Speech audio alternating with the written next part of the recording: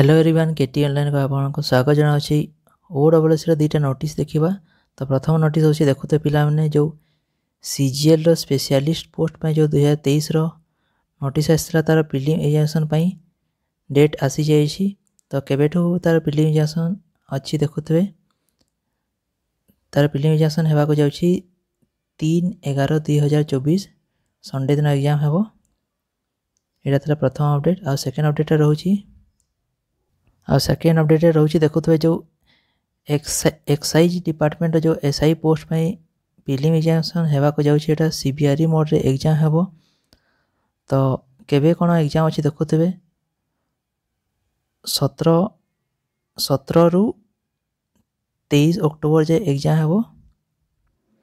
खाली 20 अक्टोबर को छाड़ी कहीं से दिन सीजीएल 2024 प्रिलिम एग्जामिनेशन होगा जाऊँगी। ये देखुए टाइमिंग केमती कौन रही केते एग्जाम स्टार्ट हे।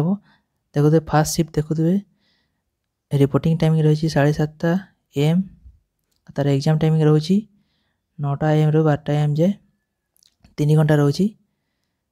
आ तार नेगेटिव मार्किंग भी रोची देखुए 0.25 नेगेटिव मार्किंग अच्छी।